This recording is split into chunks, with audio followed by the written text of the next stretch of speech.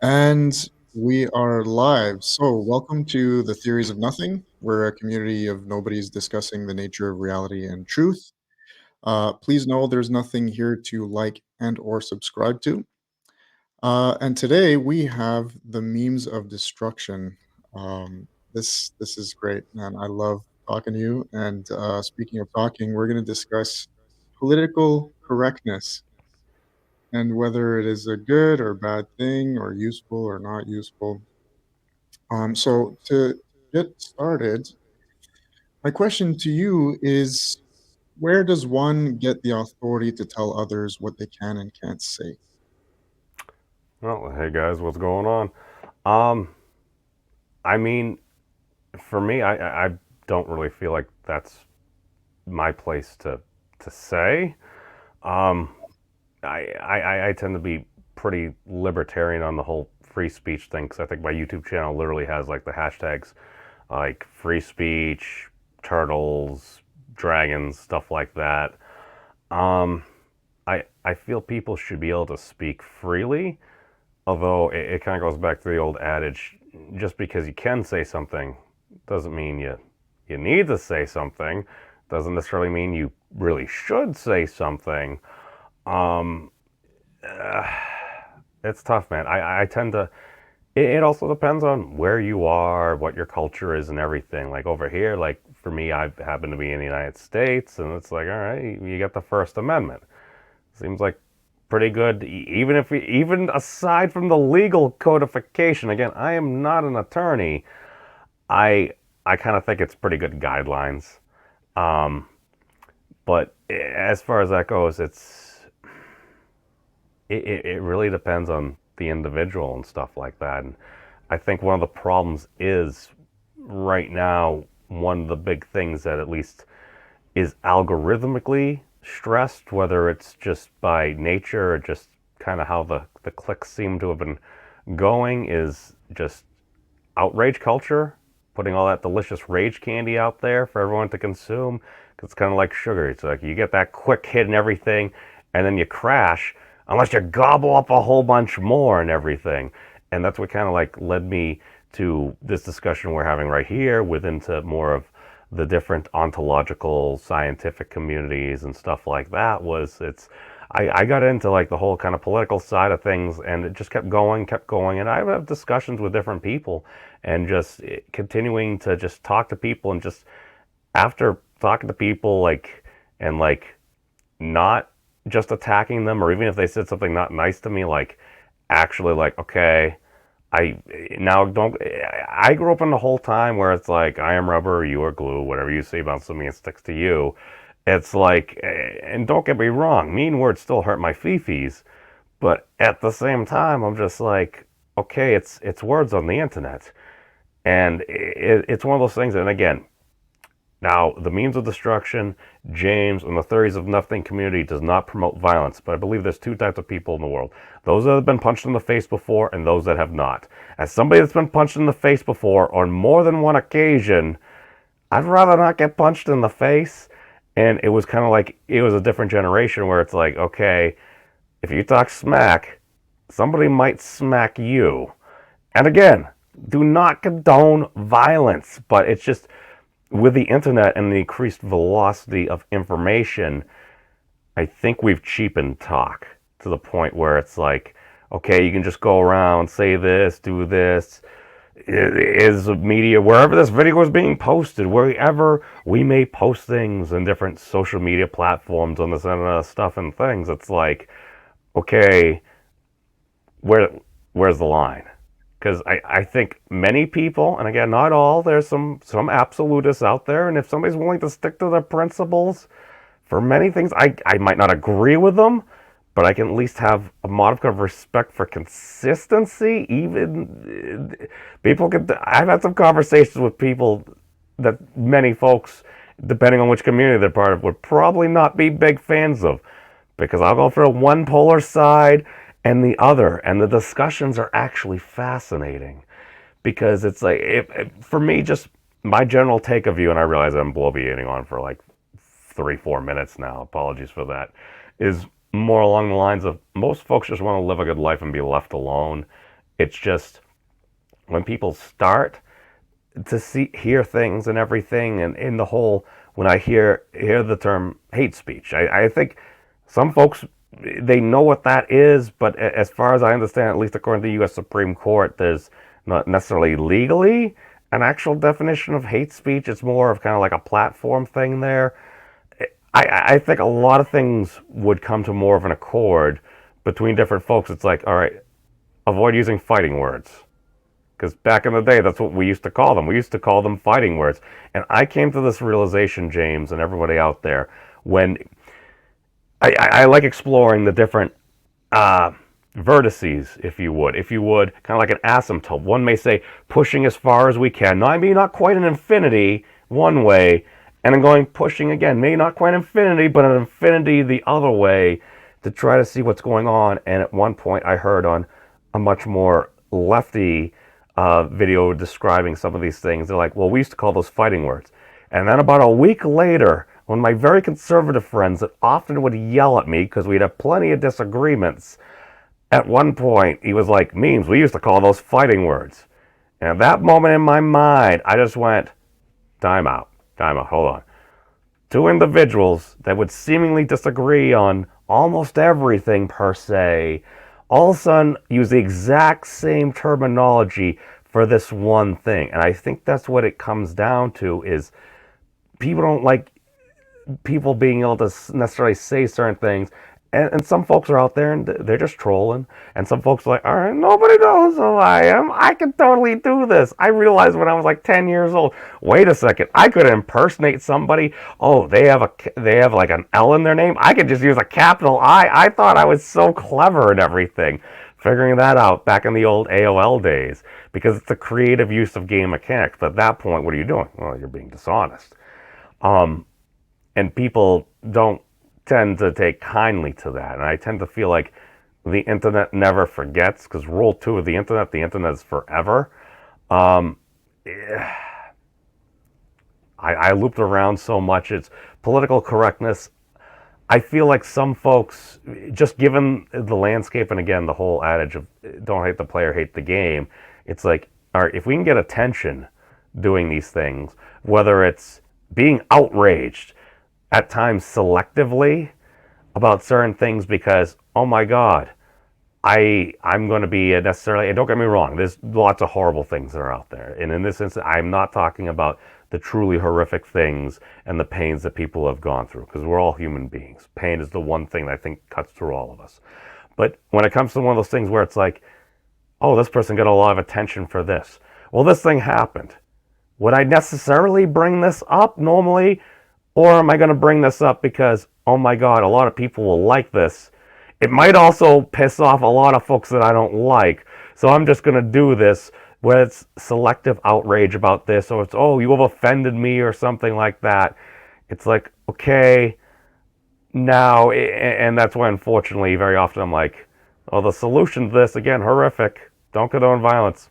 Legalize dueling.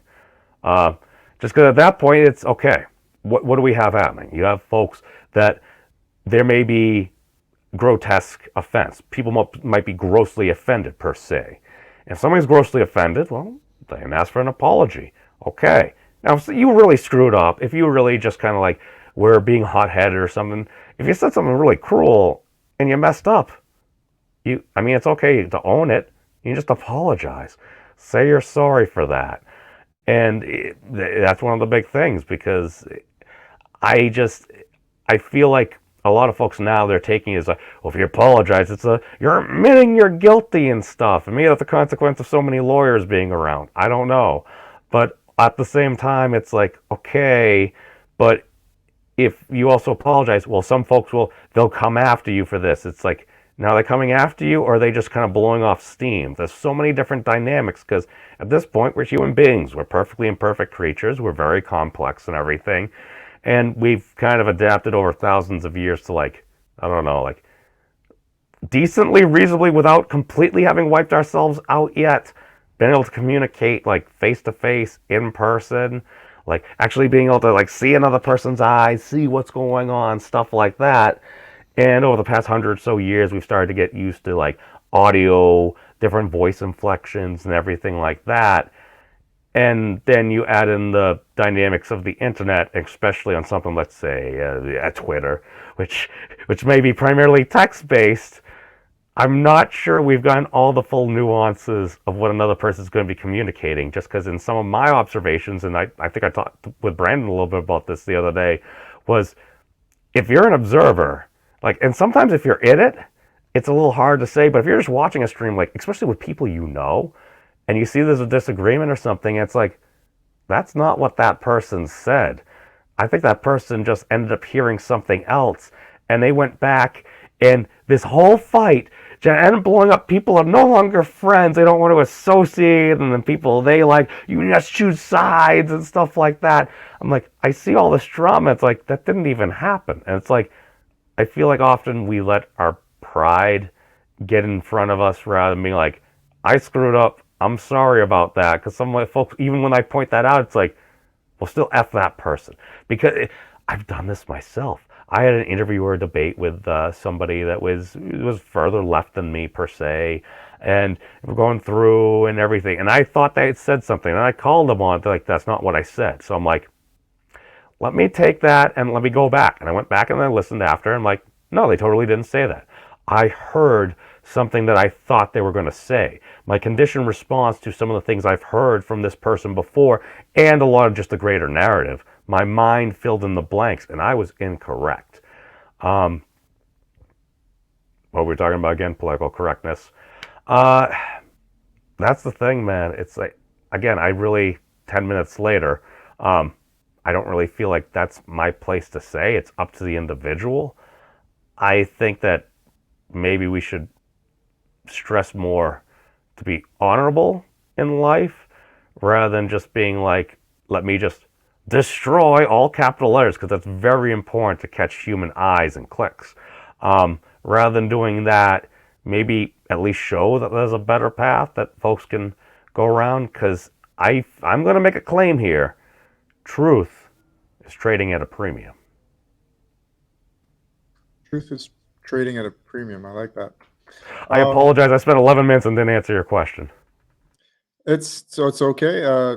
This is a talk about political correctness, so it's obviously related to free speech. So I felt the need to allow you to have all the speech that you wanted to have.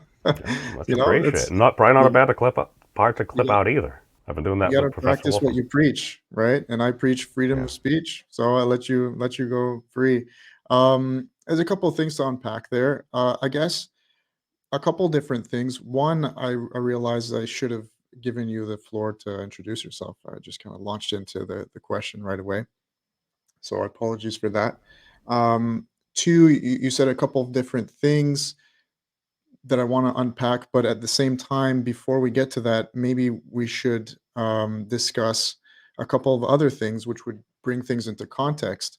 One, what is your position to begin with? I think it's still not clear on political correctness. Is it something that is useful or not, and to what degree, and so on? And then maybe we could go from there. Just simply, what is your position on it? I mean, should we use it? Should we not? I I don't like to tell other people what to do. Mhm. I try to just do it myself. Like I'll have different friends, like people I like, people that I believe to be good people, and I'll see some take some say some hateful things, and I'll be like, very often I'll interject. I'll be like, rather than being like, oh, I never, or stuff like that, or you're a bigot, you're a fascist, you're a commie, or something like that, rather than just like going straight to the standard talking points and everything. I'm just like, sometimes just ask the question. It's like, what makes you say that? Or very often I try to interject. I might at the person, and I often do this with people that I generally consider to be friends in this internet stuff and things, because it's like, well, if you spend all your time just calling out the folks that you disagree with, then it's like, well, you just go into your standard like us versus them mentality, the standard tribalism. Whereas if you at least have quote unquote Yeah. self policing, um, I'll often be like, now play nice, and that Mhm. might extend into a discussion. And sometimes, you know what, you don't need to do it publicly. If you can roll up into somebody's DMs and have some conversations. That's the Yeah, thing. Those things but do affect I'm change. I'm going to interject there, because again, to bring things into context, one of the reasons I wanted to have this chat with you is because on the TOE conference, you did tell me. I don't think you told me what to say, what not to say, but you did say that that there's a term that you prefer.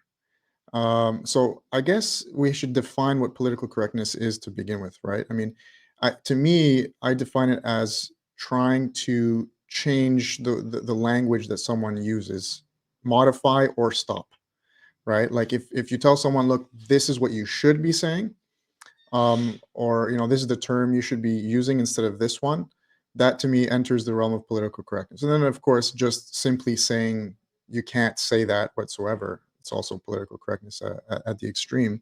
So that's to contextualize. So that's why I was just to pinpoint you on that field. I was curious. I was thinking, okay, maybe you do believe in political correctness and that it has a place.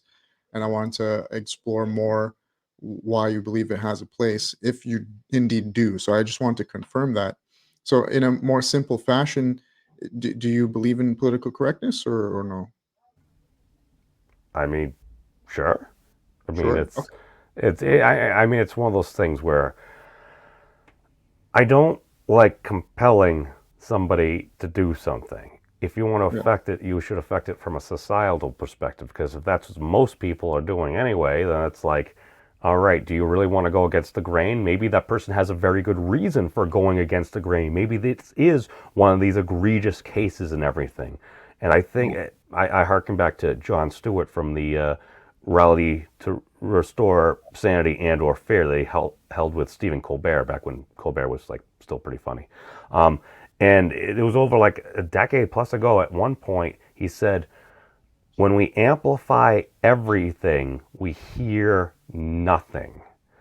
yeah. And it became one of those things because he was basically just talking about cable news at the time. But I feel like that was a very prescient thing to say, just because you fast forward just over a decade later. And Mhm. at this point, it's like, what are we focusing on? Some of the most salacious things. And I'm like, are these the things that we should be? It doesn't really matter which community is. Again, not all. Every community is different. And wise woman once said, more or less, that no one group or community has a monopoly on assholes. Apologies for my French. Apologies to the French again. But I know you So gave me a pass on that. Go on. that's a bit of a segue into what you had discussed earlier, that there are they're fighting words. So the using that term, and made me think, well, today it's everything gets amplified, and today everything is fighting words. I mean, if someone chooses to say, look, what you just said is fighting words or is offensive, because that's not what we say, right? In the old days we would say them's fighting words. Now they just say that's offensive, and that stifles speech. So I agree that if things get amplified emotionally, people just yell and they can't have a proper discussion, and then no one hears anything. And if they do hear anything, well, it's just bullshit. There's just nothing really good to hear. So ultimately, I think that is one of the problems. I don't think it's new. I think most people already are saturated by that. That they have to walk on eggshells all the time because, well, everything is offensive. If someone decides in the moment to do it that way, it's kind of like a bit of a cop out or like a really cheap shot, right? You can have a fight with someone, but if you go for the balls, it's over. It's pretty much over the fight. You've won the fight, but in a very unfair way, or you pull out a knife or something. So to me, political correctness does that. It's like saying, "Oh, that's offensive," and that's enough to shut down the debate because now there's real weight consequences behind it. People lose their jobs, people lose their friends, they get um, just horrible consequences that in the past, like you said, all it took is, an apology and everything. But I would even go so far as to argue that what if you're not sorry? And what if, and so like, what then? Right. Um, and I have to go back to Christopher Hitchens just to kind of contextualize my position on this a little bit. I go back to, well, there's a video he was talking about freedom of speech, and I forget who he referred to, but there was a guy who wrote a really cool treaty or essay on free speech, and one of the things he said is that it's incredibly important to have free speech because you first want to know who is holding the ideas that you would like to suppress, because then do you see what I mean? Like, it's if, for example, you take some Nazis or something like that. Well, if you can't actually, like, say that you believe that there are races that are better than others, then you won't know who's holding those ideas. They're going to congregate in a secret underground fashion, and then it proliferates. Those ideas don't get challenged with better ideas. So you need more freedom of speech, not less. And then there's also another reason. Well, it's my right to hear ideas as well. What if, as an observer or as a third party, I don't get the ability to hear the ideas of the opposing side because they're just tampered down? And you know, it's kind of patronizing to people, of course. I mean, it infantilizes human beings, adults, which were already being infantilized in many other ways. You could just start technology, right? Like, we don't do anything anymore. We have machines taking care of everything, so we don't, we Don't use gotta Google till Maps. the fields and everything like that to harvest my lunch. Yeah, exactly. So to me, political correctness is, here's what I think. I think it has a place, and it's an emergent phenomenon. It's called etiquette, right? It's called human behavior. It's like you said, you can't escape consequences. It's pre-political. So political correctness already exists in the sense that, well, yeah, if you're acting like an asshole all the time, well, people aren't going to really want to work with you or speak to you. So that occurs naturally. It's already part of the social system. So to enforce it, political correctness as an idea, to enforce it in any kind of way, shape, or form, meaning social engineering, laws, and so on.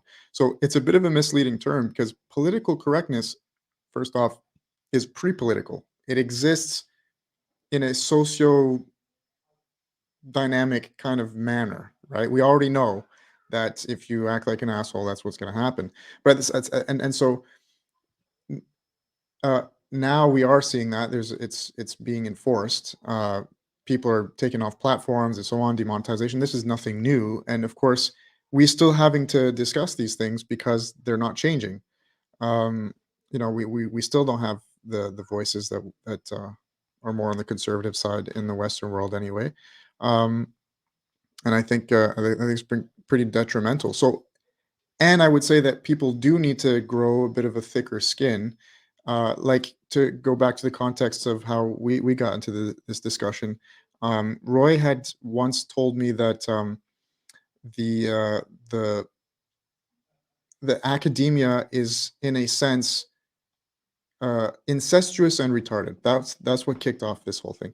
And so when I decided to bring it up in the TOE conference, I was like, that is literally like an apt description. Now, of course, if someone is, a victim of, or some kind of related to incest, or someone who's mentally challenged, then yeah, of course they might feel offended. But to to to use the term to describe an actual, like, phenomenon, I felt was completely okay. It's not like I was, or it's not even me. I mean, like I said, I just echoed the idea, but I still think that it stands.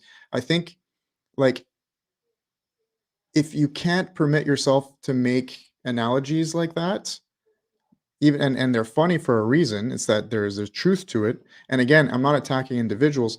That that to me is quite dangerous if someone says, "Look, you can't say that," for all the reasons that I stated before. So, do you disagree? Do you agree, or are you do you understand where I'm coming from a little bit more clearly? Oh, I mean, you can totally say that. It's just Mhm. you have the freedom of speech to say that, and I use my free speech to say, now, James, you probably necessarily shouldn't use that particular language. I understand, even if it might be metaphorically correct in some areas and stuff like that. My general parlance on it is more like, okay, if I'm on the internet, especially if I'm on a broadcast, could this be played on network or cable TV? Mhm. That's just generally how I say it. I assume it's like, okay, maybe 9 people watch this broadcast, maybe 20, maybe 50, maybe 100. Hypothetically, even in the very small chance, what happens if it went viral and 5 million people saw this?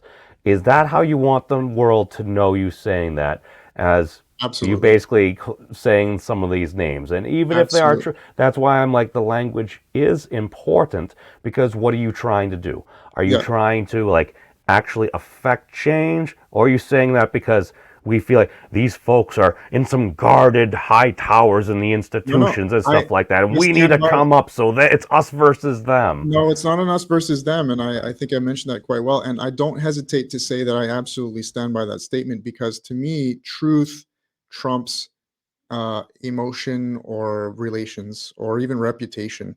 Like, to me, if someone says, "Look, I don't want to listen to James anymore because he called academia, incestuous and retarded," I mean, that's literally to me also wrong, not wrong, but I would say that's detrimental to you because you're deciding to close yourself off from information, and that even if it's disagreeable to you or unpleasant. In fact, we should listen to the things that are unpleasant to us to become desensitized to it and to understand it better, and that way you're not so emotionally reactive, and then you can actually approach those people and try to change their minds. Like, see, when people say empathy, like you got to have empathy, it's not really empathy if you're empathizing with people you agree with and that they don't piss you off. Like, empathy is trying to feel what the other person feels when it's not something you want to feel. You know what I mean? Like, and so to me, when I'll give you an example. I was in Berlin working for Facebook, and Berlin is incredibly ideologically like tribalistic and quite subversive. Now, of course, there are very conservative right wing people, but in Berlin itself, you'd be hard pressed to find any of them that'll like actually say that they're conservative or anything. And I don't think you'll ever meet them because a lot of what you get, I lived there for a year, a lot of what you get is just the same kind of cookie cutter personality. Now, this is a generalization. I know that, of course, there's lots of individuals, very different thing. But what I'm trying to say is I couldn't see that many individuals precisely because the parlance and the style or the whatever the culture is all about being vegan, being left wing, like practically communist. And of course, Berlin was in communist, the Deutsche Republic, Democratic Republic, whatever, the DDR. So the prevailing ideology is very, very much quite leftist. And so anyway, that's just to give you a bit of context. So I was working at Facebook and I put this post out. I was like, okay, I want to speak to someone who is a member of the AfD, Alternative für Deutschland. It's like a right wing, borderline kind of white supremacist group. Maybe, I don't know, I haven't looked in. I checked out their platform a little bit. Of course, didn't have anything to do with white supremacy, but some people might argue that it does. It doesn't really matter. The point is, I wanted to talk to them, so I put a post out on Facebook. Not 2 minutes flies by. I get a German friend from, because I was in the French side of the center, and I get a German friend coming by, like personally. He's like, James, why do you want to talk to these people? Like, they're evil. And I was just like blown away that this is the state of the world now. They say you can talk, but like not to those people. Like, you know what I mean? It's like, no, no, those are I was telling my classmate, or not my class, my because I teach as well. So uh I was telling my coworkers as well, who one of them once decided not to deal with this dude because he had a Facebook name which was like Adolf, and she's like, "Oh, I don't want to deal with this guy," and like, yeah, you don't have to. And it's like people just jump on the identity train so fast to not speak, to shut down communication, instead of actually trying to understand the other side and to move them towards yours in an empathetic way. So I was telling them this. I was like, guys, it's important. I want to understand this guy. And it reminds me of this there's this black guy in the south of the states who did a TED talk, really amazing, who literally collects KKK robes because he goes to KKK rallies and he speaks to them and he befriends them and he shows them, hey, look, this is a wrong way of thinking, but not by shutting down conversation, but actually going for it, right?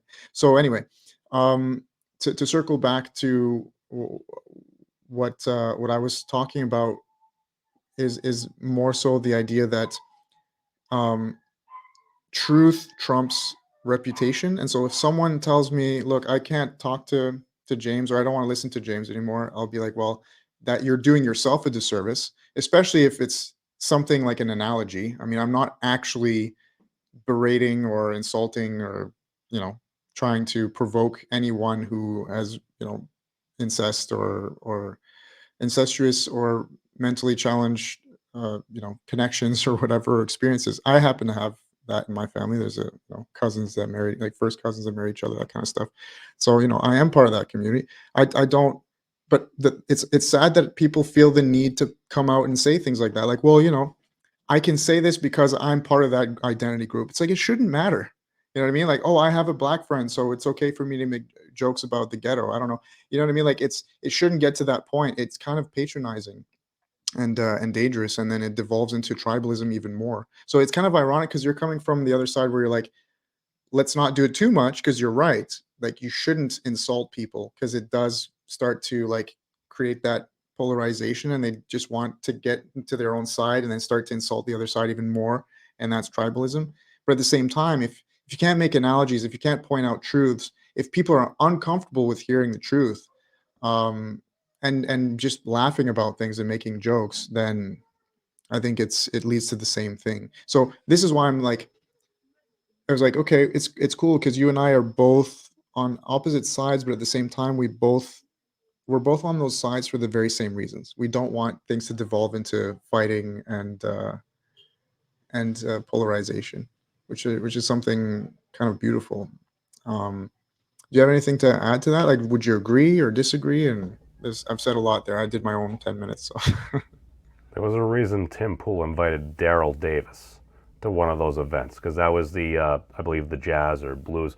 I had to double. I remembered the Daryl part, and then I had to put the extra D, and then it came up in the Googles there. But he's an R&B blues magician. Oh my God, magician! I'm so stuck on wizards and everything. Oh God, the context, horrible, horrible. But he's a blues musician. But he actually has gotten, I believe, 200 plus KKK members to like give up their robes and stuff like that. Because at one point, I remember him telling the story and stuff. He was playing at a particular bar with a band and everything. He wasn't in the normal place. And then he was going around talking with folks. One guy kind of like felt a little uncomfortable and everything. And he ended up coming out. He's like, I really like your music and stuff. He's like, I'm a member of the KKK. He's like, oh, go on and listen to his story. And when you actually have those connections with human beings and stuff like that, I feel like that's extremely powerful. That is how you change minds and just showing that it can be done. But very often we kind of have almost like the maybe the Yuri Bezmenov effect. It's like there's certain groups that we're going to give them a particular bad smell, and when folks come into contact with them, well, they have the bad smell on them because they're with the people that have the bad smell. And my thing is, I've heard different folks, even Professor Brett Weinstein at one point.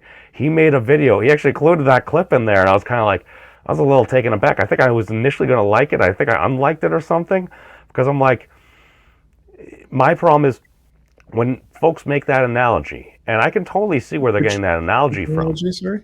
The analogy of if you associate with the bad people, you are therefore bad. And Oh yeah. I've heard some of my friends say that it's like, well, what happens when you have like 8 people and a Nazi in a room? My friend was like, I see 9 Nazis. It's like, yeah. I mean, I don't necessarily believe that and everything. To be fair, Mhm. with that analogy, I went to a free speech rally back in, well, God, it was 2018 now, where it was put on by Boston Free Speech and the Proud Boys. One of the reasons I went to that event was to ask some of the Proud Boys about, didn't somebody die at one of your events? I did ask one of the individuals there. You want to know what I heard as a response is, that was a different chapter. I'm like, isn't that the same response you get from Antifa groups?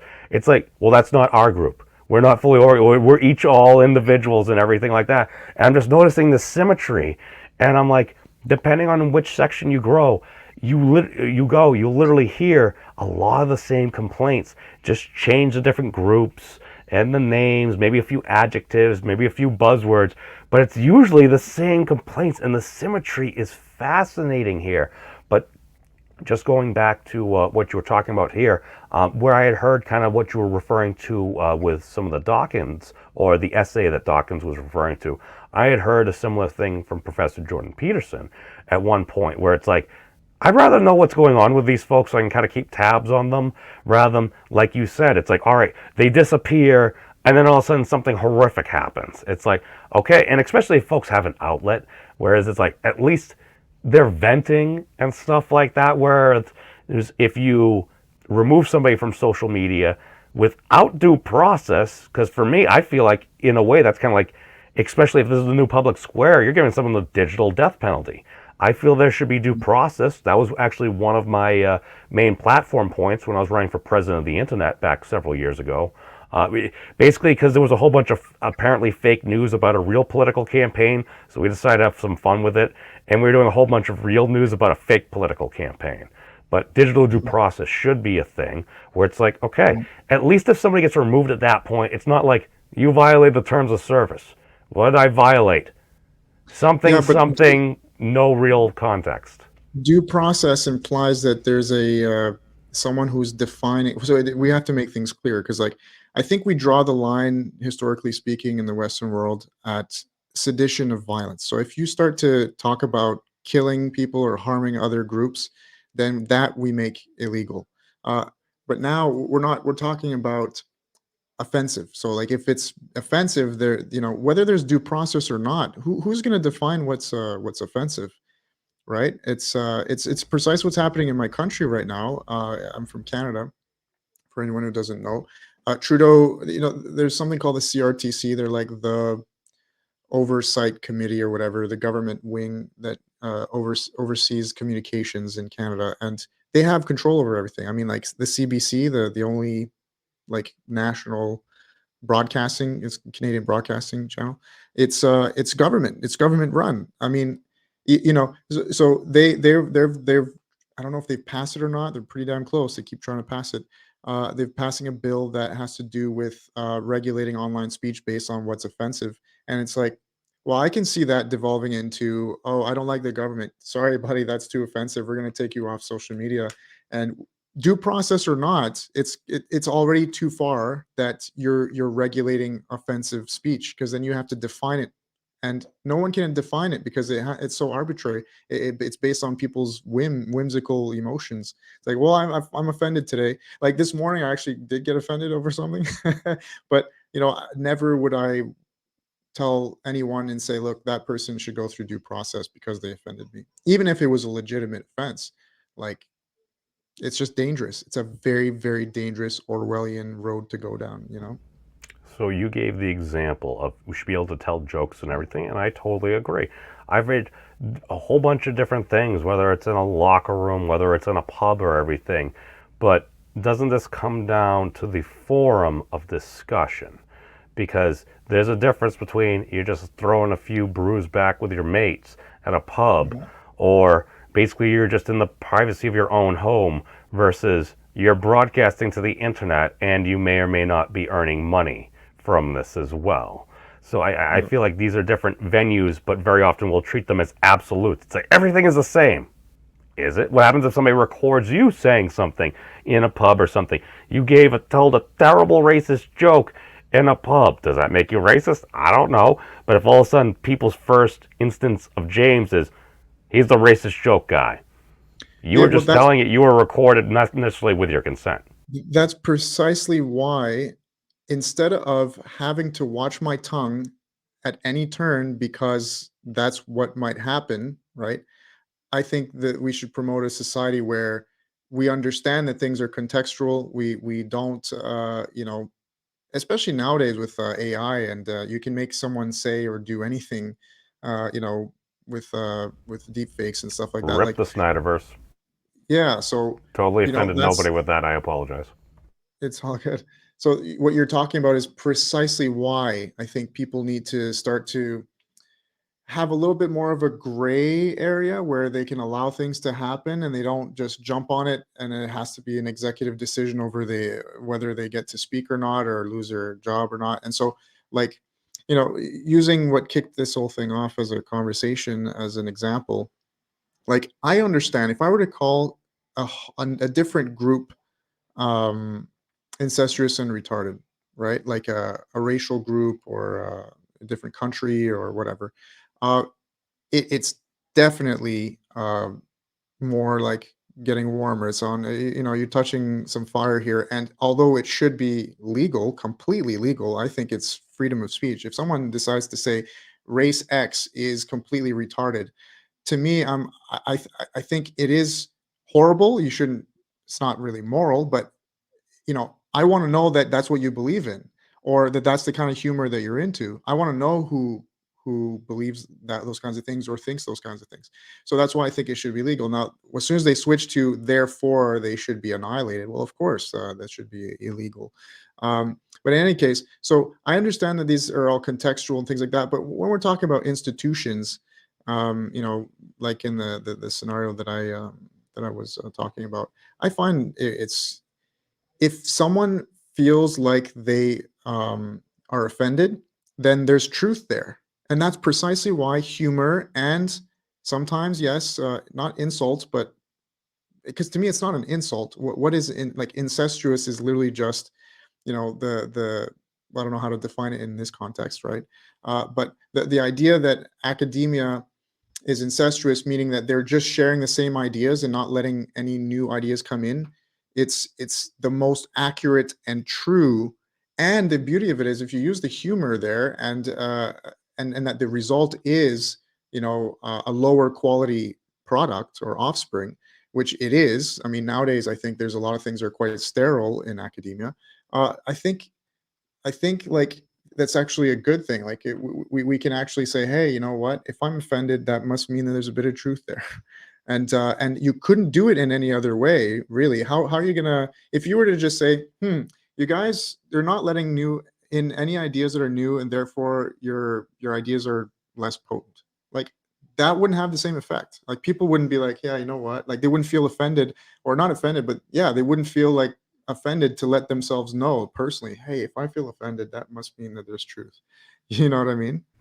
So I don't know. I think that's why there's a place for humor because, like you were talking about the bar example. See, I'm just a guy in a bar, but if it was Dave Chappelle, well, or Russell Peters, these guys, that's what they make a living on, right? Is racial humor. They're not racist, but they're comedians. So th- it's just now we're attacking the comedians on top of it, whereas before people could do racial jokes in a bar. It wasn't horrible. I mean, I grew up in Toronto in the it's probably like the UN of I mean, there's a lot of multicultural cities out there, but Toronto is incredibly um, multicultural. And I grew up in the immigration neighborhood. Like literally, there was like every couple of years a new wave of the one year was Hungarians, one year was the Nepalese, the Jamaicans, like the Hungarians again. So I grew up with cultures my whole life. We knew racism existed, but I don't know, we never really thought about it. We kind of just made jokes about each other, and we were all Canadians at the end of the day. It didn't really matter. And now, it's kind of sucks to see the one country in the world that people want to go to precisely because they can be themselves and everything is great and no one like there's barely any racism there. Um, and then now we're seeing that people are going there and they are experience racism, but from the opposite side. It's like, oh, you're Asian, you need to take an even harder test to get into this school because we want equal, like, equity, we want diversity, and there's too many Asians in this school. It's like, guys, what's going on here? I think That's that's why it's Harvard's getting sued. incredibly sorry, what? I think that's why Harvard's getting sued. Yeah, yeah, it's exactly. I think they're getting sued for that. So, I'm quite touched, and it's very sad for me because I am, I guess, maybe a classical. I mean, I was a classical liberal. Now I don't define myself politically, but I'm very sad to see that the country I come from and multiculturalism in general is something I really value. And now it's just being perverted in the worst kind of ways. Political correctness being one of those ways that it's being perverted. But like another one is that like cultural appropriation, because like political correctness has gotten outside of the sphere of just speech. Now it's also what you do, what you don't do, what you wear, what you don't wear, whatever. And so now if you don't open the door for someone that's not white behind you or something, you're racist. Or if you do open the door for a woman, you're bigoted, you're a misogynist. Or if you what's another example? You wear dreadlocks. Oh, you're culturally appropriating and benefiting off someone else. It's like, well, first off, you don't understand culture. Culture is that it is a mixture of people coming and sharing stuff and everything. I've lived in many different countries now. I think this is my seventh, and I'm almost done here. And none of them, only in Canada or in Germany, or because I lived in Holland too, in Holland as well.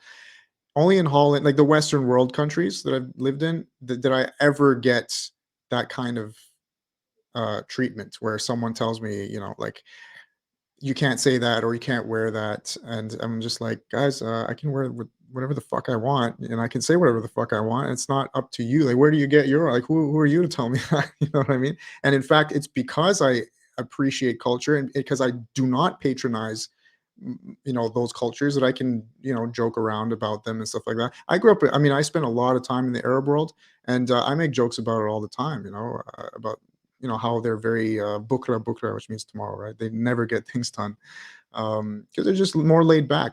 So what? That's fine joke to make. They make it themselves. And like, yeah, I feel like if we're gonna share in culture, we have to get to grow up a little bit and treat each other like adults, and realize that, look, we can tell the difference when someone is intentionally being provocative and when they're not. Can we? I think so. I think we can. I think we can. I Now, know we can, because it used to be that way. well, there may be a whole bunch of factors going in there. As far as the cultural appropriation goes, the way you were describing it is okay. I can respect that conversation there, James. Is Mhm. that how conversations, at least on the internet, often go? Or is it more like, you did this, I'm attacking you, therefore the person's like, no, this is not the case, rather than, well, that's fascinating. Why do you say that? Whereas at that point, you're engaging with the conversation.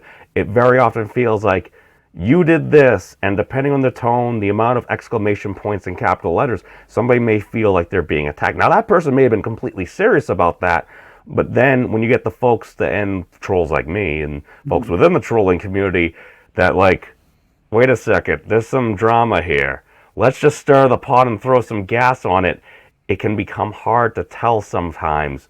That, and you combine it with the fact that people misunderstand each other very often, depending on the context. If you're not familiar with this person, maybe this person looks a particular type of way, and we assume they're going to say something. Because at one point, one of the last times I had my hair cut, somebody, one of my friends, my internet mom, Sharati, hi internet mom, at one point she's like, "You look like Richard Spencer," and I was like, "What?" And then I looked at my haircut. I'm like, oh my god, she's right. So I'm like, some may say I had a fashy haircut.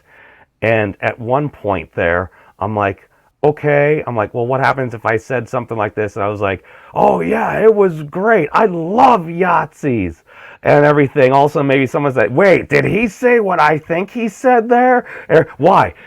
Was it because of the words that came out of my mouth, or was it the words that came out of my mouth in a particular context? And I had the fashy haircut at the time. So, because those are things that will blend together. Because I know, at least I was giving the example earlier. There was a gentleman I was speaking to. He happened to be from the UK, and I thought he had said something. Basically, I thought he had called my friends basically some Yahtzees and stuff. He did not say that. He did not say that. So I'm like just basing that upon my experience there, and you get that tit for tat there. That, and some people on this internet of stuff and things, maybe kind of like me, and maybe a wee bit spectrumy to varying levels. And if that adds the complexity of being able to discern when somebody is being serious or Sure. not, which can be difficult enough in real life, you add in the context of the internet and people often being in character, so to speak, that it plays it up. Because very often I've heard folks left, right, whatever you want to say, literally fully admit on live streams, when they're usually among like their own brethren and stuff like that, so to speak, their Mhm. tribe team, like, oh, when I'm on the internet, I'm playing a character. I'm totally chill as F IRL and stuff, but I'm going at these people in character. I feel like some folks are buying into the kayfabe a bit much as well. And you also touched upon what I feel is a very important point, James. And I think This is one of the things that helps bring things together. You were saying you grew up in quite, I think many would say, at least within Canada, pretty diverse community. You got folks from all over the world coming in and everything. And you said at the end of the day, we were all Canadians, so we didn't care. I've noticed something like that as well, at least in these United States. Before, back in the day, maybe you didn't, maybe you disagree with somebody, maybe someone looked a little different than you, but we're all Americans at the end of the day. And I feel like we're losing that That's a pretty grandeur. nationalistic, fascist thing to say. I know. How And you see dare what I we mean? have an There encompassing collective identity and something to strive for? But do you see what I mean? Like everything devolves so quickly because like people think nationalism equates racism. It's like no, no. In fact, that's the whole point. It groups everyone under another identity that has nothing to do with race. It has to do with values that you share, and there's nothing wrong with that. Of But course, well, the now that problem is we're when people weaponize globalizing, it. Sorry. yeah, exactly. But you brought two things into the conversation, which is fair. Like you said, the internet, lack of the ability to understand like the sense of things, so you don't have the right tone and all that. And then of course, people who just don't have the emotional intelligence or as high of an emotional intelligence or ability to understand when someone's joking or not. That's very valid. But the and this is going to sound harsh, but Hitchens, I'm going to refer to him again, once said, you know, I'm going to quote almost directly. He said, "I'm very depressed in this country that you hear an argument like this, like that's offensive, and I'm always there just thinking like, and your point is, I'm paraphrasing. So, it and it's true. There's the point is it's there's no point being made. It's not an argument. It's not an argument to say that's offensive or I feel offended. Even if someone gets offended and your intentions were right and you were just joking, because and this is goes back up to Nietzsche. You can't model a society based on the weakest of us. Um, it's not like smaller level things where I was in military cadets, so you to some degree you kind of have to like to harness a team, you kind of have to go based off the weaker one, right, or the slowest one, or whatever it is. Now we couldn't even say that exists, that someone is weaker. It's just like they're differently abled, right? And that breaks down the ability to create teams. Breaks down the ability to strive for something better. It's like, yeah, someone is going to be slower or weaker in any kind of group, and how are you going to motivate them? If you eliminate the reality or the view that there's a hierarchy there, like someone can be like, yeah, but I can actually get better, and I want to get better, right? And if you take away that the ability to do that, I think you're going to have a society that's going to collapse, right? And so that's what Nietzsche was talking about when he said herd mentality, and I think if you're going to have a strong society, now of course that has its limits as well. I mean, his ideologies did influence the Nazis, but not because of him, because of his sister. A lot of people don't know that, but the point is, um, I think that if someone it takes a joke wrongly and it's or they don't understand that there's a joke, um, how how how are we supposed to accommodate them? Does everyone have to hold their tongues all the time because there might be someone that gets offended? And here's the thing, especially now that people have been conditioned this way, where like if they feel a little bit bad, that's valid. It's valid to the degree where they can demand other people to change their behavior and their speech. So people are getting sensitive. So I do feel bad for these newer generations. They actually are very, very sensitive. And this is coming from a person who I grew up extremely sensitive. Like if a little thing happens, even today sometimes. Like there's a guy down the road here. I'm in the hills of Colombia at the moment, and there's a guy has a hostel, and this one day I just show up, uh, saying hi. It's a hostel. It says open, and he's like, "Hey, yo, papi, you got to call me next time you come. Like, I'm busy." I'm like, "Okay, I was just coming to say hi, man." And you have a business that says open. It's a hostel. People come in and out all the time. But it's just because we're friends, like you tell me I got to call. I don't know. But that interaction, every time I walk by that place, I'm sensitive. I'm still thinking about that. I'm like, oh man, I hope, like I wish things didn't get to that level. So it's I come from a place of comprehension. It's not out of nowhere that it's not from a place where I haven't thought about it deeply that we have to accommodate people like that. Of course we do, but accommodate them in which way? Accommodate them in the way that, hey, let's try to grow some skin here, a little bit thicker of a hide, because you're not going to survive in this world if we're just going to make you safe and bubble wrap everything, you know? See, my thing is, I have no idea about that particular situation you had there. Maybe it was because if you did have a relationship or something before, it's like he has a business, he's doing his thing and everything. He thought you were coming by. He thinks that you're just coming by to say hi. It's like, oh my God, now I need to spend time with James because now, but I'm doing all these different things. Maybe I have my girlfriend that was supposed to be visiting her or something like that. So it could be all these different things. Sometimes maybe something's a little lost in translation there. Maybe he was having a rough day. You never know what someone's Yeah, going through. the See, whole point is it wasn't even an insult. He was just telling me, like, casually. It okay. wasn't really, and my reaction, not reaction, but yeah, my reaction, my emotional reaction is definitely it's overclocked. It's like overkill a little bit It, sometimes. it, it Now hurt this your is fifis a wee bit. yeah, well, too much, yeah, too much, I would say, because like most people just like go, "Oh, sorry, dude," and they just walk out, right? So I'm aware of this, and so, but over time, I was way worse when I was a kid. When I was a kid, I couldn't even go up to an ice cream truck to like order ice cream. I was that shy. I was that sensitive. I don't know, like, and so, Just give the money and in point. yeah, exactly. Just like here you go.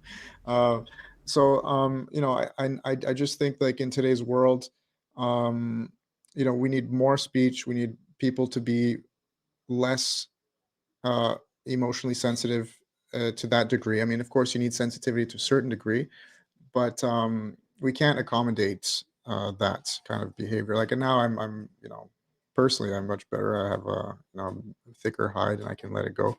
But I definitely wouldn't have been able to do that if I wasn't exposed to things, and if I kept being bubble wrapped. I think I would have gotten worse, and it would literally ruin my days and nights. I'd just be at home all the time, afraid of hanging out with people, and that's what we're seeing now. A lot of these kids now, they can't even have a conversation with another human being because they're so used to being on their phones, and it's all sterile, right? Because all they're getting is the text. So Yeah, I'm going to share an example that might resonate with some folks here. I mhm. saw something. I think it was on Twitter. Maybe it was on Facebook. I forget which one. But it was like, need a car? Question mark. Date our son. Where it was literally like, it was like a 2003 like Ford something, not a really fancy car, but like 53,000 miles clean. And one of those things. It's like our son. It's like he's bright. He's socially awkward. He's a good guy. It's just we'd like him to at least have a girlfriend for a little while, at least have some experience with somebody seeing them, and we'll give you a car. Like they wanted to do that before he went off to college and stuff like that. And I'm sitting there, I'm like, oh my god, that like makes me feel so sad. But I can totally try to start understanding that because partially, like what you were just describing, James, it's like you look at a lot of new folks in the new generations. Like we're of the generations where like we're old fogies, where it's like we used to make calls with phones that were attached to cords. We were limited by the length of the cord of the phone that the cord was attached to, and we used to ask, "Hey, is James home?" Not where you at, is so and so home, and that's a completely different dynamic. And you combine that with the fact that it's like a lot of the generations now, it's like they grew up with like people that are like actually starting to pay attention now, starting to be young adults. They haven't known anything other than a world with social media. No, We remember that. Like that's just like a huge just it's this is what they've huge. known. They get stressed out if you call them now, voice call, without messaging them first saying, hey, do you want to do a voice call? To be fair, I don't know about you, but some of those late nights, none of us wanted to call the pizza or Chinese food place. We may have been doing drugs and or other things, so maybe that contributed to it. So online order, I'm not gonna. Okay, that was totally the reason we use Domino's Yeah, sometimes because no, our no, but app worked. the point is basically like you don't have to answer. You can just, if you're stressed out. But the point is, it shouldn't stress you out to begin with. And like I've missed the days like in Seinfeld, just walk into the apartment, grab something out of the fridge. Like I was so happy when that happened to me. I was living in Montreal, You and a you friend you of you that. get you get charged with a crime now. I think that happened to Ezra Miller uh, or something. Now they're like, "What are At you one doing? What are you at, doing at at at my one house?" point, they went to go grab their beer or somebody's beer at the place they'd been staying at. Oh, Yeah. it's I don't know. I don't know. I'm not an attorney. Yeah. But you know what I mean? Like I miss that. I love that. I if someone comes into my place without telling me, I'm home, of course, the door's open. They grab something in the fridge and they and then they see me walking out of my bedroom. Like I'm like, oh hey dude, how's it going? Like I love it. I'm happy with that. I want that kind of relationship with people, that kind of intimacy, and I think that's what people are starved for. And they'll never have intimacy if they can't communicate and they don't have an ease of communication, and if that goes back to the political correctness thing. So anyway, I was just more interested in speaking with you about it because I'm done having the political correctness debate. Like really, I'm done. I don't want to tell people about it. I don't care, but I just hang out with people that. But that's why I was interested in this community where, I don't know if you've seen some of the ragers that occur on the discords there, the toe discord. But I created a battle arena on the Theories of Nothing Discord, I so I, people I can go noticed. there and they can insult the shit out of each other if they want. I don't care, as long as they do it there and they tire their egos out and then realize, oh yeah, I just wasted a hell of a lot of energy for no reason, and No, it no. was What you just did there? Sorry to cut you off, George. But it doesn't this go kind of back to you do it in the appropriate forum. yeah, And where the appropriate forum is, people aren't necessarily sure. We may have our own uh, ideas for what that may be. Is that on general Twitter? Is that on general Facebook? Is that within our different DM groups, our whisper networks, our yeah, yeah. direct messages with a one particular individual, or in like some super secret chat, totally not gilded or something like that? Mhm. Because the thing when I see this, it's like, okay, back in the day, like kind of like in some of the earlier internet, like the 90s, in the 90s, where Ray reigned the internet, it was something like that. But it was one of those things where it's like, okay, back, you'd have a forum, like a Mhm. web page where topics, whether it's cars, Star Wars, whatever particular topic that folks within that community enjoyed discussing. Now, back in the day, what were the things that folks really didn't want? Well, we didn't want a whole lot of spam or like racial profanity. It's like that stuff generally, okay, it gets yeeted pretty quick there. Why? Because you don't want spam. If you're going to do all this horrible stuff, it's like, okay, we used to have what we would call flame boards, snake pits. Mhm. If you had a disagreement with somebody, you take it there. It was a whole, it's like, hey, you two, take it outside. You would go Yeah, to that particular forum or sub forum, if you would, to deal with it there. Now, where are the lines? I don't yeah. know.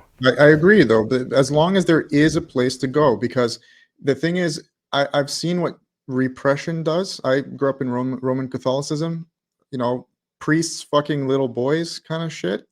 And really huge scandals where they move these priests and bishops around to different countries so that they don't have to actually go through due process legally. And Spotlight, watch that movie, great, Don't harm award winning. children.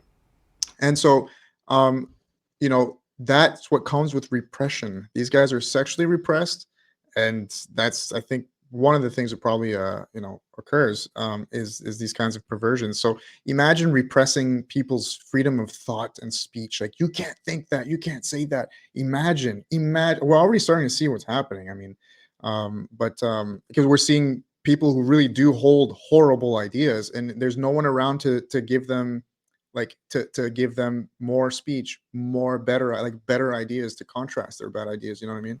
Like I had a buddy who told me, like, he's living in a town where he grew up in a place where there's barely any multiculturalism, and there's like a lot of Indian immigrants coming into his area, and he's like, oh, these Indian, they're just horrible, they're rude all the time, and blah blah blah. I hate Indians.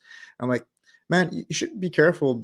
I just suggested, like, think about it this way, like, you're in a town where the Indians that are going there and that you have interaction with might be assholes, but they're like 1.7 billion people or something like that, right, on the planet. And I grew up with a lot of Indian people, like, in Toronto as well. It's my favorite food, love it. And, the culture, I mean, I subscribe a lot to Vedic, and Hinduism, like, type texts and stuff. Anyway, the point is, I met a lot of Indian people, I told him, "It's not my experience, so, maybe you should think about that." And he's like, "Oh, yeah, yeah, maybe I should, I guess. Yeah, you're right, man. I'm just kind of frustrated today." And this is a guy that if he was any more isolated in his group of friends, he could easily go down the like white supremacist road. Like I've had when I was younger, when I first met him, he had some stuff that he said that was like getting close to that, like white people are just you should stick to your race kind of thing, kind of stuff. So but I was there. I didn't dissociate myself from him because I can help it along with it. And I didn't make him feel bad about what he said, like, dude, it's racist. No, no. I was just like, dude, think about it this way. It makes no sense logically to just reduce an entire race based on a few experiences you had, at work. It's just not logical. And I think the appeal to logic is especially if you're emotionally, because I agree with you, like the tone, like you did say that to me once, like, dude, when you're with your friends, and they understand there's love there or whatever, it's a free pass. You can kind of insult and joke around. When you're with strangers, it's a different thing. When your tone is, kind of there and you're irritated, it's a different thing than when you're just being light and have. So I do take that into account for sure.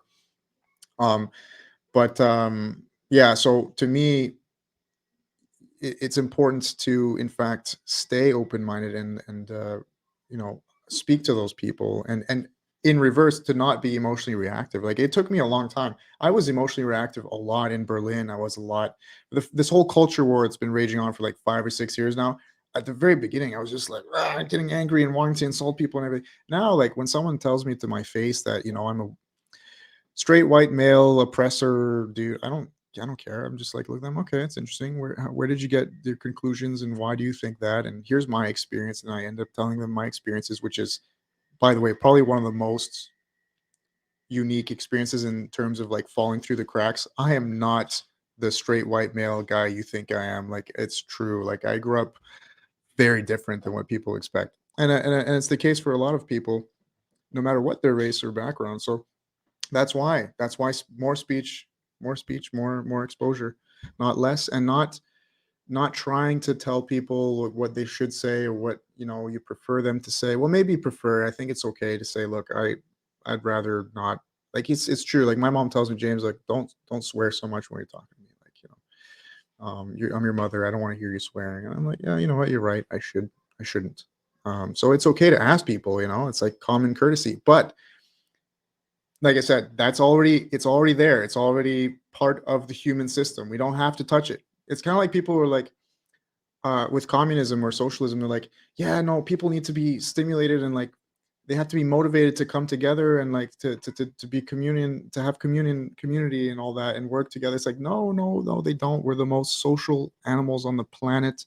If you social engineer it, it's like putting gas on a fire that's already raging. We're already willing to come together and work together and all that. That's not the problem. Let's just not force each other to do something that's already natural for us to do. So it's natural for us to want to keep things on an even keel. And for those it's not, and they really do just want to piss people off and everything, well, you can see that they're going to learn by getting burned. It's that it'll naturally sort itself out. But for people who don't deserve to get burned because they said something that someone interpreted wrongly, and to lose their entire lives over it, I think it's very dangerous. So that's my rant a little bit. It's well, I mean, none of that necessarily really surprises me. I mean, I like I said, I kind of came from probably some of the same greater spheres and stuff like that as well. Mhm. Eh, what I tend to see is I think you actually kind of hit the nail on the head right there. When you're having discourse on the internet, would you be saying the same things if you knew your mom was looking at it or listening or watching? Um, I mean, see, that's why it's like, at least with me, like, at least on, like, on my YouTube channel and stuff Mhm. like that, my bosses watch my videos and stuff like that. So it's like, Yeah. that's one of the reasons why, like, I work at a warehouse. So it's like, in case I do happen to say something that's grossly offensive, hypothetically, if somebody wanted to cancel me per se, Mhm. I'm pretty confident that if they called my work, my boss would pick up and tell them to go F themselves. Yeah. Now, Well, again, I'm not saying I condone my boss telling somebody to go F themselves. It's like I try to avoid those scenarios themselves. And it's Sure, like you but said, I believe on fighting free speech, fighting speech that I disagree with more free yeah, speech but I and gotta using make a free speech. difference there, a very crucial difference. It's one thing that, like, would you say that in front of your mom? No, but here's the thing. It's one thing for someone to ask them.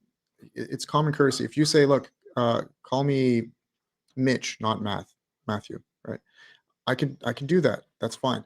But if you tell me, look, you can't say the word red or whatever it is, I'm just coming up with something off the top of my head, then I'll be like, no. Like my mother, if she asked me not to swear with her out of respect, I don't swear with her. If a friend asked me that, I wouldn't swear so much in front of them or whatever. But if they tell me like there's something I can't say, that's a whole different thing. Like, you know what I mean? That's the difference. Request and command are different. Uh-huh. Like if somebody politely requests you do something, that's an ask versus telling or commanding somebody you Yeah. must do this. Those are two very Exactly, different and things. the request has to be reasonable. If the request is, you can't talk like, okay, if someone says, "Don't talk about mathematics with me, it bores me," then that's normal, right? But if someone, requests politely or not, but politely requests for me not to engage in a conversation with someone else, for example, and I've had someone do that to me, like, "Look, I don't think you should be seen with that person." I'm like, "I'm sorry." It's no, I'm not sorry actually, but that's your problem. I'm gonna speak to whoever I want to speak to, Yeah, no, and that would be for my mother, like it would be for the Pope. I don't care who it would be. I tend to be of the mind that if a friend bases their friendship on you not being friends with somebody else, were they ever really a friend?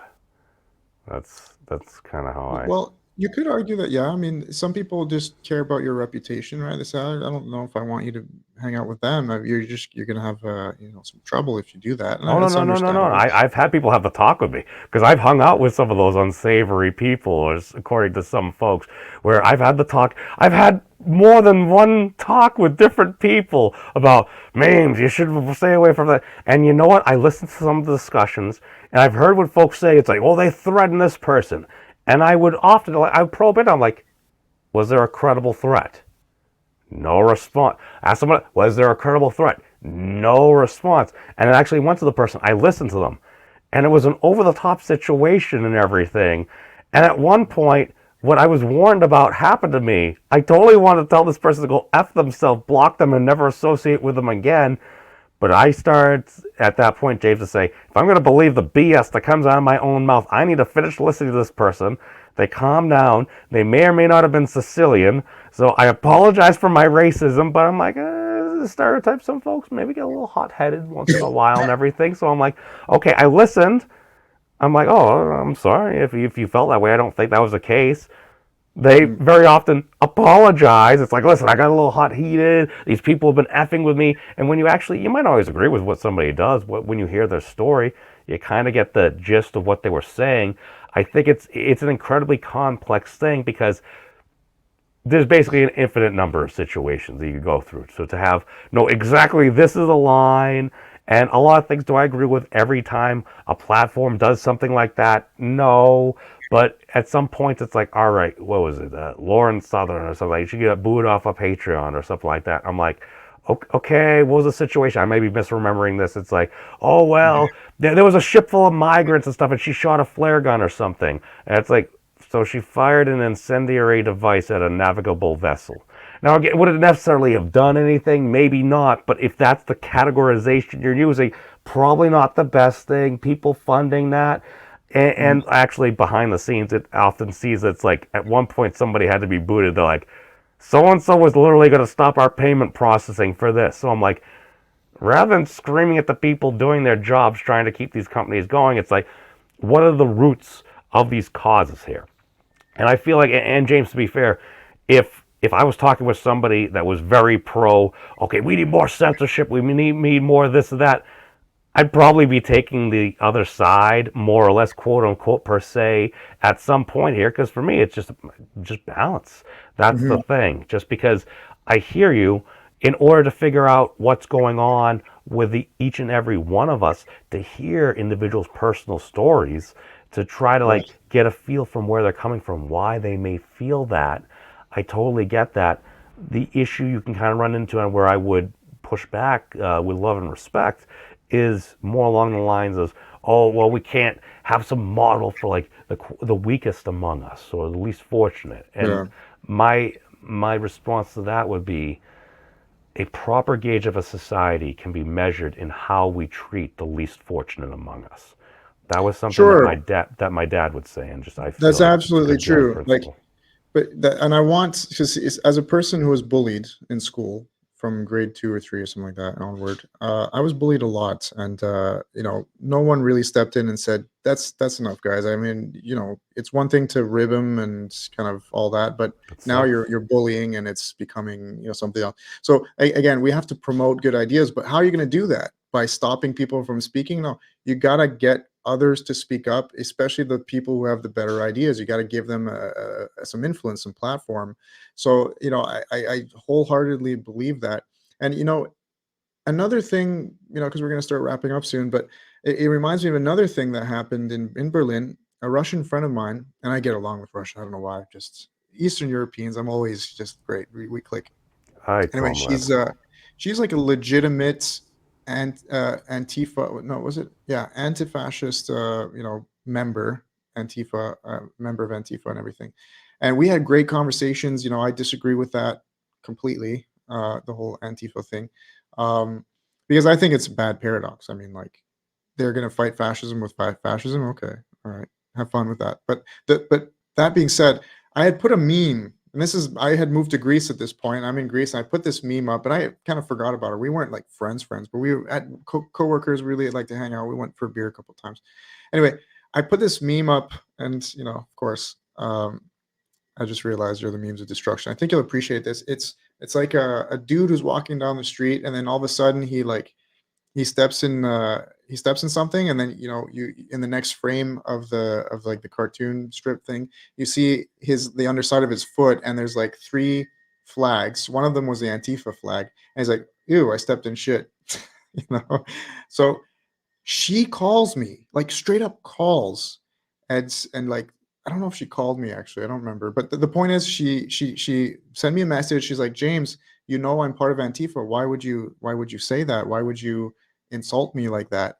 And I sent her a message, a voice message that I remember. I sent her a voice message saying, like, look, you're identifying way too much with your ideological camp. And that's something that people have to kind of realize. There's a difference between insulting an ideology, an institution, an activity, or whatever, and insulting you. Like, you ask someone, hey, so who are you? Like, what are you all about? And they say, well, I'm an engineer. And it's like, that's part of your identity. Like, people identify way too much with what they do and the ideological camp they subscribe to, and even their spiritual beliefs. Now, I understand the spiritual beliefs, it goes real deep. And I don't want to go down the rabbit holes as to why, but I think it's important for people to realize, look, don't take things too seriously. Don't identify with things just because someone disagrees with you or your ideological camp doesn't mean they're insulting you. You know what I mean? If someone said, "Oh, you look an anarcho-capitalist," no, I don't. I am quite sympathetic with the ANCAPs. I'm a big fan of Ayn Rand, and she believed in laissez-faire capitalism. Now, I'm not that extreme. I don't know what I am. I haven't put myself. I just really sympathize with her fresh idea, like the way she articulates things and all that, and her arguments are pretty flawless. Like, it's true, we don't know what an actual capitalist society would look like. We've never actually had it, according to her, and I would say it's true. And in fact, anyway, I'm going down some rabbit holes. The point is, if someone was just like, James, like, there's a huge insult that that the left really loves to throw at her. It's like, she's not a philosopher, right? And they do that in many different memes and stuff like that, like the one person who isn't the philosopher in the room and things like that. And it's like, well, that's funny. You guys are all about like promoting women, in different fields like philosophy and stuff, but she's like one of the only really seriously prominent ones, and you're just tearing her down, saying she's not a philosopher because you disagree with her ideas. Like, okay. uh, and so, to me, I don't get offended, but I'm just like, I get kind of like, oh, just pay attention to Ira. Like, actually give her a read. Like, no one actually reads her stuff, and I get like irritated. But I'm definitely not going to be like. if you told me that, like, James, you know what I mean? Like, you're an Ayn Rand fan, like, oh my God, and you started giving me some Ayn Rand memes and stuff like that, I wouldn't be like, oh, memes is totally just, insulting me as a person. Like, James, he's like against me. It's like, no, man, like he just disagrees with my ideology or the girl that I like to read. So I think that's another thing that has to come into play here. People have to realize that, like, don't identify with these things so much.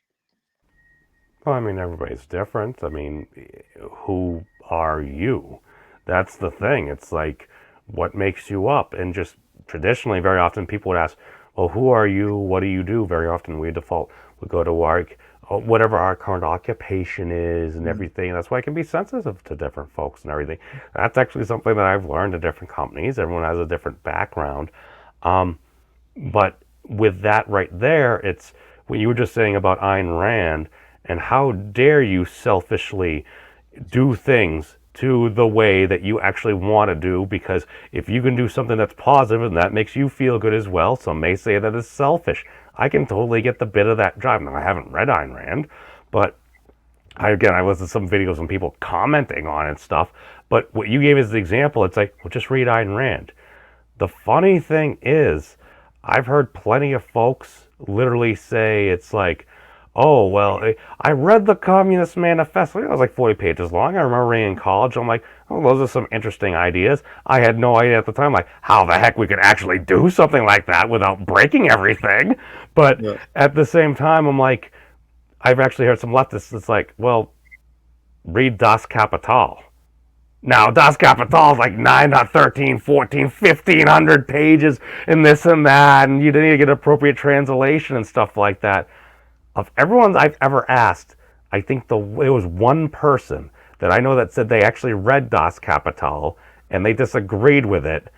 And at this point, they may or may not be like kind of like almost alt light or something Mhm. like that. Now, not alt right, but it's like they see some of this bullshit, and I'm like, people that were pretty much libertarians, and that's one of my big things where it's like, I'll push back if I'm among lefties. I tend to hang around more conservatives, and often people I disagree with. Why? I have no idea. I'm just a crazy person, but very often it would be like, okay, they really weren't a fan. They actually read it. It's like, well, the work was based upon this, this, this. I'm like, okay, now I can totally, I actually respect your opinion. You actually spent the time to actually read it and everything. At least that's my best estimation of it. That's fine. Now, that's one person. I'm another person. We got over 8 billion people in the world right now. I tend to believe most folks are good people, and I believe good people can work this type of stuff out. But Mhm. how do you do it? I would say that it starts with each and every one of us putting forth a better example, putting forth better jives, vibes, whatever it is, putting some more good karma and juju on the universe of stuff and things. But at the same time, it's like, okay, we have that, but you look at what the structure currently is. And if the structure is, well, let's maximize edginess a bit more. And actually, Professor Wolfram, he testified in front of Congress like a few years back and everything. I think he may or may not pull out the one suit that he owns from like 20 or 30 years ago. It was so awesome looking at Professor Wolfram there on like the Senate or the House floor, whatever it was. And he's like, well, the algorithm, they're going to show you what you're looking to do. How are you going to gauge them, set the parameters? If you're looking to stress for like edginess or something, yeah, it's going to show you more edgy. Maybe he said that part in a live stream, but Mhm. the ability to gauge. So that's why when you were using the language, the quote unquote incestuous and retarded or whatever it is, it's like, Mhm. okay, you could say that, but is that just more of just like maintaining the status quo? No, Just no, that's I know precisely I the understand the analogy reason. you can extend, but are you No, no, trying to affect change, or are you stressing edginess to what degree and both, why? Okay. both. I think it's effective when someone could literally say, "Hey, you know what? That resonates." If it offends, like that's what I was saying. Truth always will try it with me. I'll actually give you the chance before we wrap up. I'll let you know. Like when it comes to me, if I'm wrong, I practice as much as possible. Someone can come up and say, James, you know what? The way you did that was, pretty horrible, or they can use a word that's actually true. Like, if I run a program, I don't program or anything, but anyway, that's actually a bad example. The point is, I'm willing, like, I don't do anything that I'm not willing to take. Now, if someone did call me incestuous and retarded, and I resonated with that, and I felt like, "Oh my god, I feel offended," I immediately think there must be some truth there, and where is it, and to what degree? If I don't, because it's not true, why would I get offended? That's the point. People shouldn't get offended. I would just be like, "Okay, well, I disagree." Like, I'm not gonna say stop saying, like, don't say that, because I shouldn't see, we shouldn't be offended or insulted when it's not true. So that's why I use it as a tool. If it is true, it'll be effective. It'll like resonate. Because like, but it's not enough to just use that terminology. Like people, I had to you have to unpack it too. It's like, well, here's why. And here's why incestuous and retarded is the right words. It's the most accurate and it happens to be funny. So if that resonates with you, do some self-examination, because it is a useful tool. It's not pleasant, of course it isn't. But when people have insulted me, I'll tell you a story. And this is something that it was very hard for me because, again, I'm very sensitive. It took me years, literally. I think this kept coming in my mind, replaying it, and I'm like getting hurt every time I replay it in my mind. I was in LA. I was taking this master class. Anyway, I was kind of drunk at the end of the master class week thing. We were all at this Greek restaurant, and I see this German guy. And this is before I was in Germany. So, and I had looked at the map of Germany, and I was always interested in like different cities and stuff like that. I was like, okay, where are all the cities in Germany and everything? And Köln or Cologne happens to be in the southwest. Now, I inverted. I was kind of drunk talking to him, like, where are you from? He's like, oh, I'm from Köln. And I was like, oh, cool. Isn't that in like the northeast? And he's like, no, no, it's in the southwest. I'm like, oh, okay, sorry, I totally thought it was the opposite, right? But it's true. I was too quick to say something that I wasn't sure enough about. And you know what he says? He looks at me. He's like, you don't know what you're talking about, do you? But good energy. And he slaps me on the shoulder and he walks by. And man, I was so crushed. I was so embarrassed. Like it was the most embarrassing moment of my life. And I'm so thankful to that guy. If he ever hears me or sees me or watches this or ever, I don't remember his face. I was kind of drunk.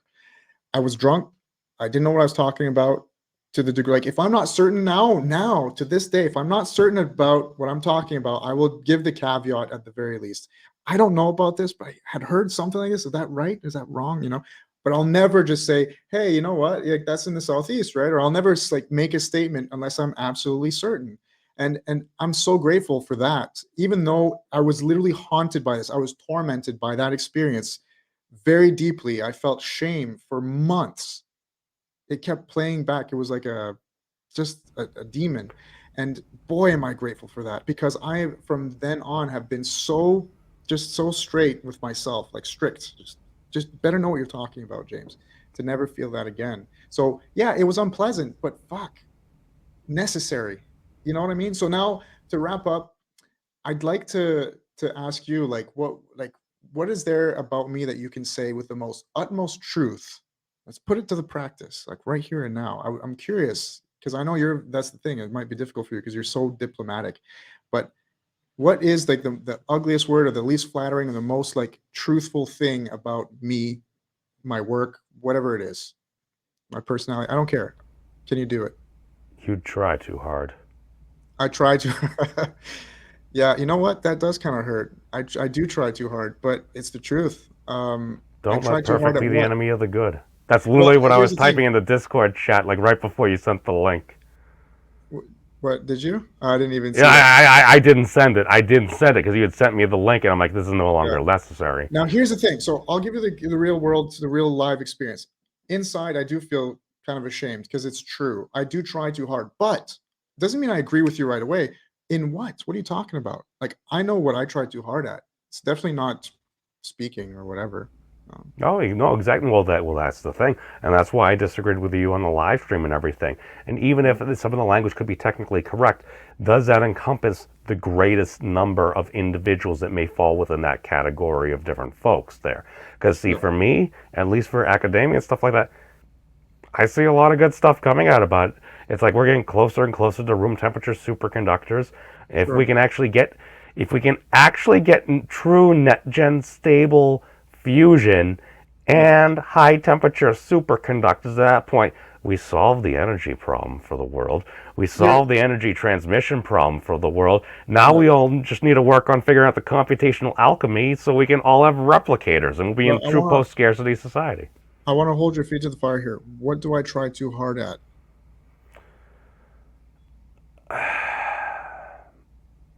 You want things to be perfect, it seems there, or at least to an extraordinarily high degree. Maybe it's because you happen to be a filmmaker.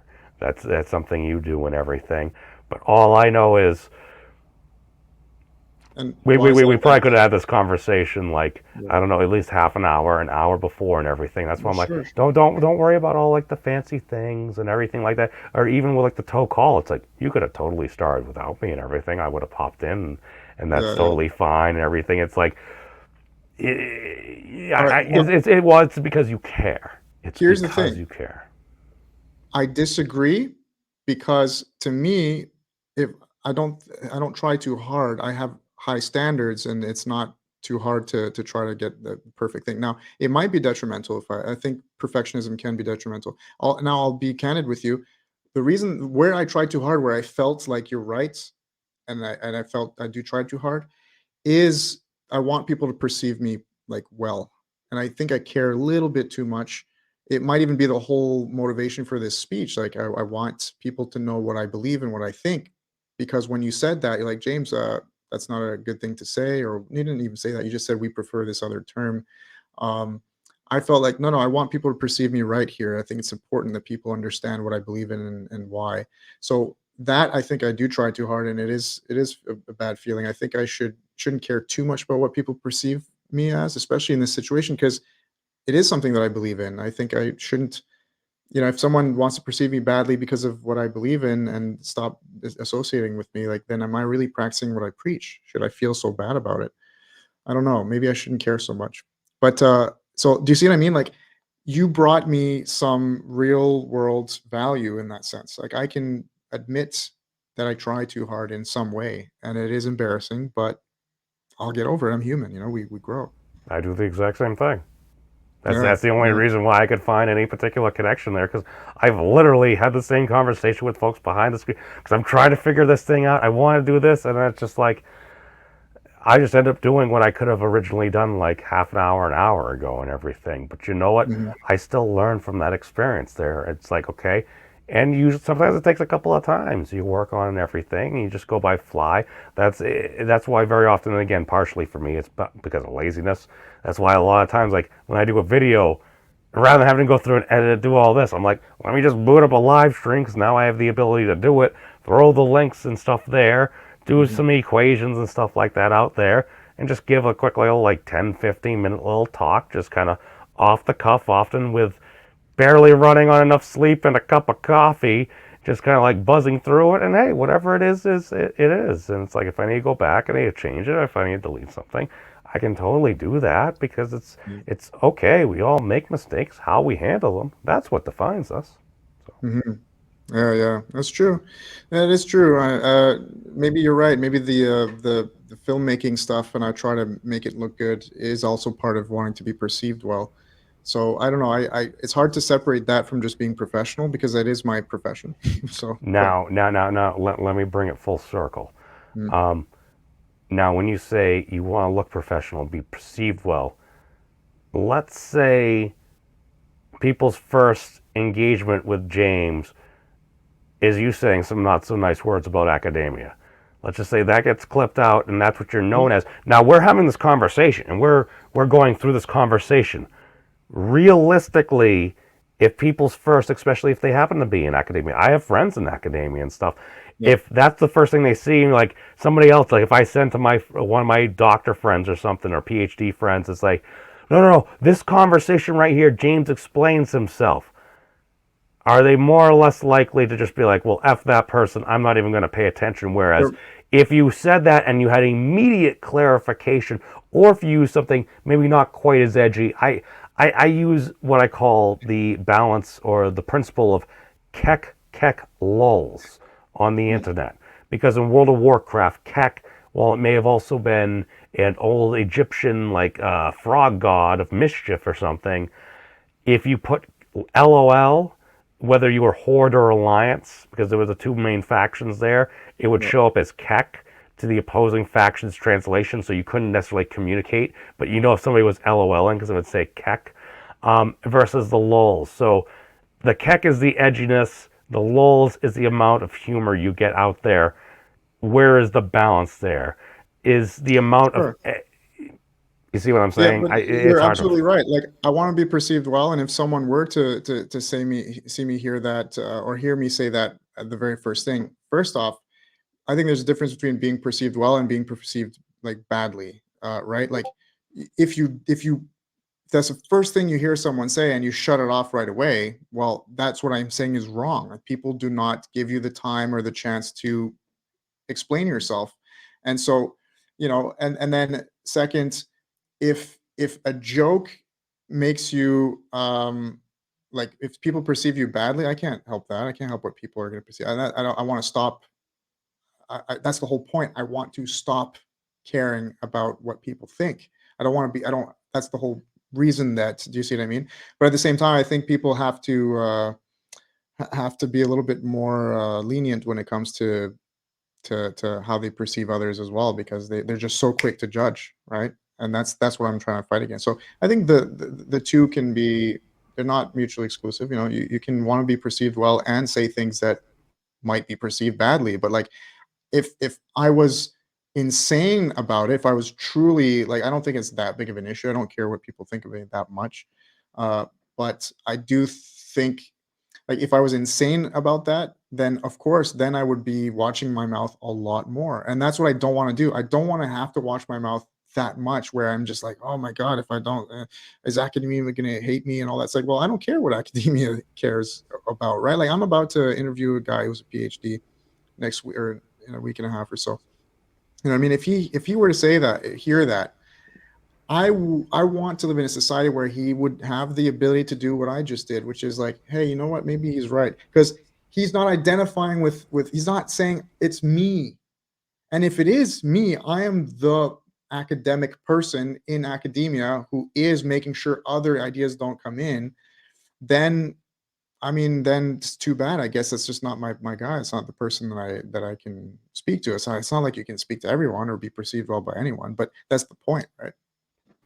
Well, I mean, it's one of those things, and I would just wrap up with just commenting. It's like now, when you use certain language, or if you're going railing hard against academia, don't get me wrong. I've heard plenty of folks say that there are issues within academia. I've heard folks within academia say that there are issues within academia. It's just kind of like how you gauge your criticism and everything. Kind of, is it being said in a professional manner?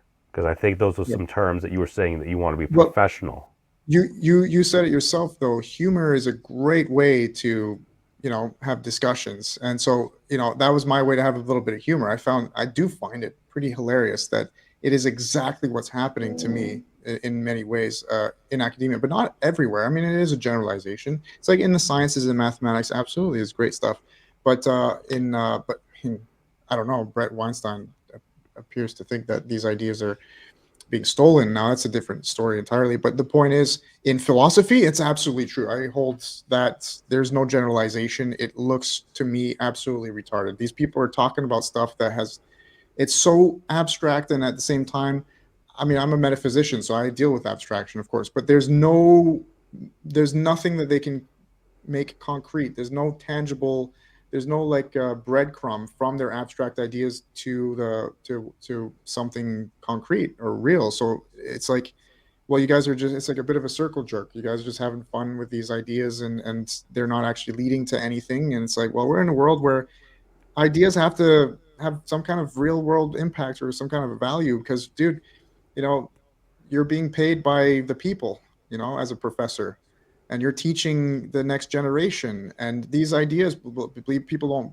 think philosophy has much of an impact. It has the most impact, right? I mean, the schools of thought that come from the universities, they transmit to people in various fields, and they apply those ideologies in their fields and in the society.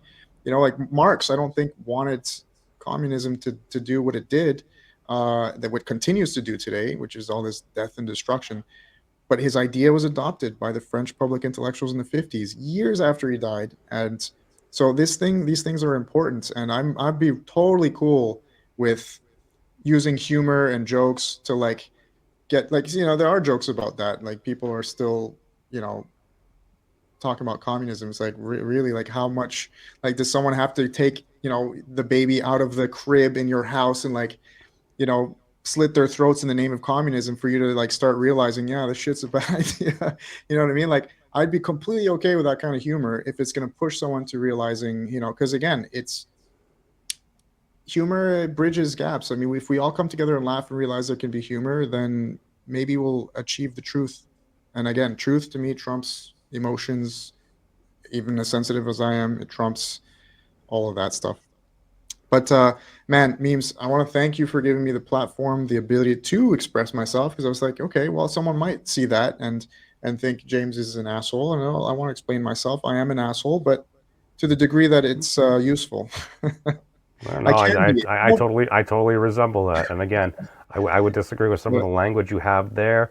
yeah, And every once in a while, perhaps holding up a mirror to ourselves can be useful because I've heard people on many different sides yeah. say more or less a lot of the same things.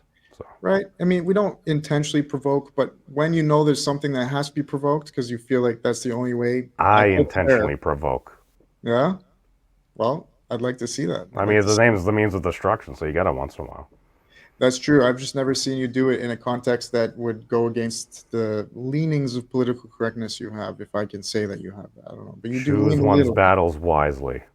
Yeah, there you go. You choose. I love that. I love that. Maybe I didn't choose my battle wisely in the I past. I feel don't like that know. was from Sun Tzu. We should get proper accreditation Yeah, where I'll agree with that though. On the Toll conference, I don't think that was the right place. We could have done it, in another video, but that was the first one, and I think it probably wasn't smart to take it to that place so quickly when we didn't have the time to unpack it.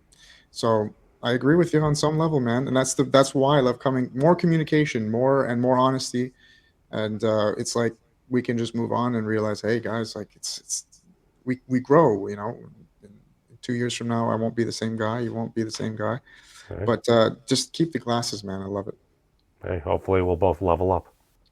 All right, man. Memes, is there anything else you want to say? I mean, that's all I really got. Just hey, be good to one another, do the best you can, and hey, we've yet to prove the world exists on the top of a giant turtle. Turtles all the way down, man. I agree. All right, guys, thanks a lot. I'd love to see some comments on this. Maybe we should premiere this. That would be fun. I don't know. Okay, Yeah, I think I'll do an instant premiere. Okay, guys, take care. peace out, everybody.